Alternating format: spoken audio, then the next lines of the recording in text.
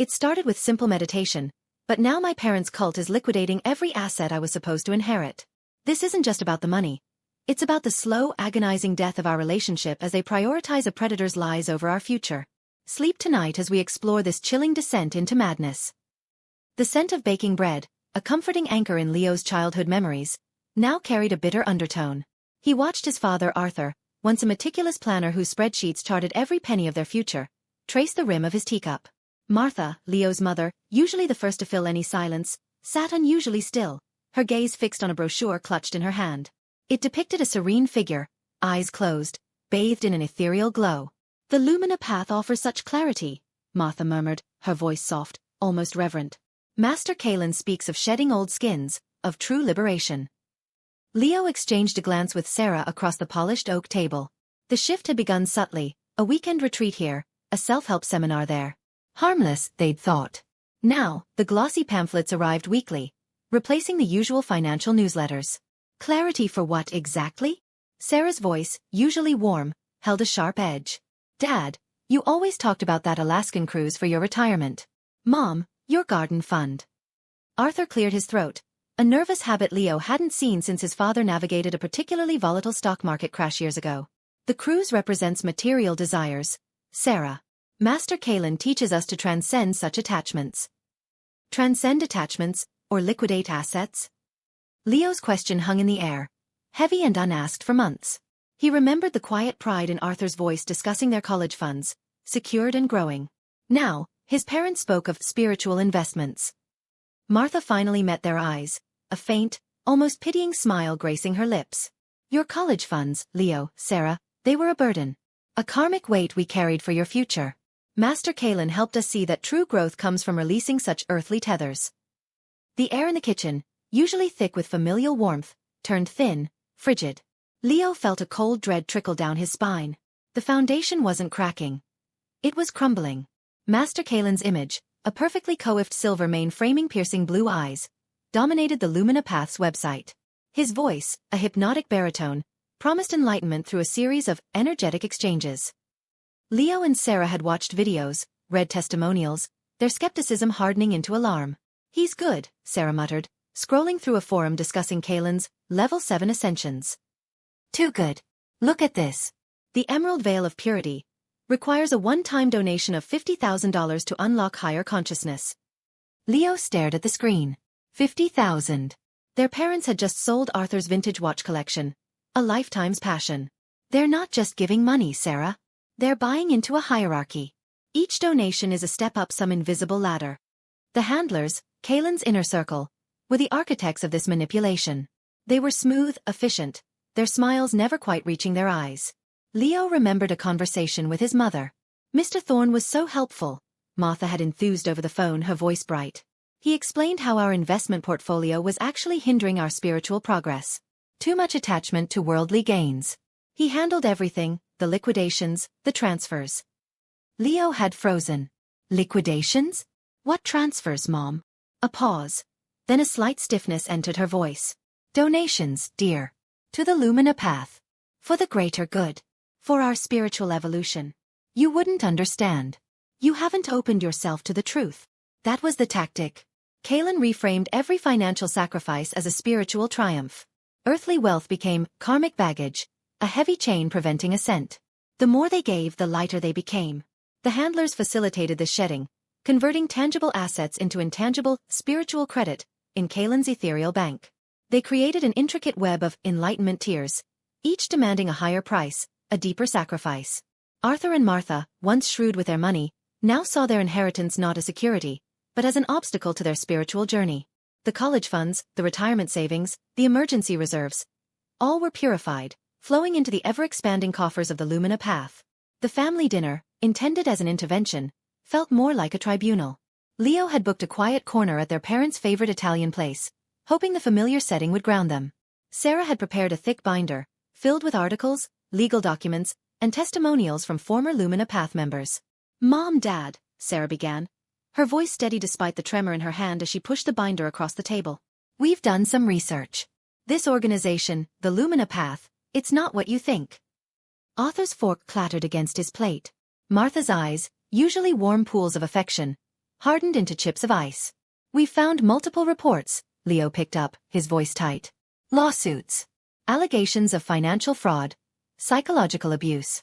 Master Kalen himself has a history of bankrupting followers."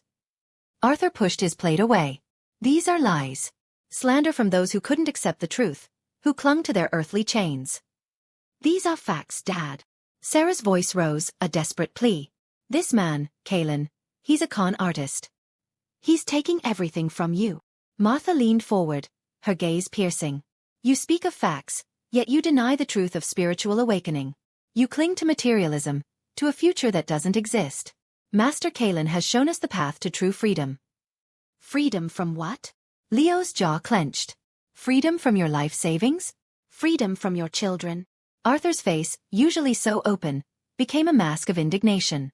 "You accuse us? After all we've sacrificed for our spiritual journey. You've sacrificed your entire future." Sarah slammed the binder shut. "The house, Mom. What about the house? You're retired, you need that equity." Martha's lips thinned. "The house is merely a structure. A temporary dwelling. Master Kalen teaches us to release attachments to physical spaces." "She means they signed over the deed," Arthur interjected, his voice flat, devoid of emotion. "To the Lumina path. For the construction of the Temple of Harmonious Ascension." A cold wave washed over Leo, stealing his breath. The family home, the place of scraped knees and Christmas mornings, of shared laughter and quiet comfort. Gone. "How could you?" Leo finally managed, his voice a whisper. Martha rose, her chair scraping loudly across the tile floor. Her eyes, once so loving, now held a chilling contempt. "You are a suppressive person, Leo. You spread negativity, doubt. You stand in the way of our enlightenment."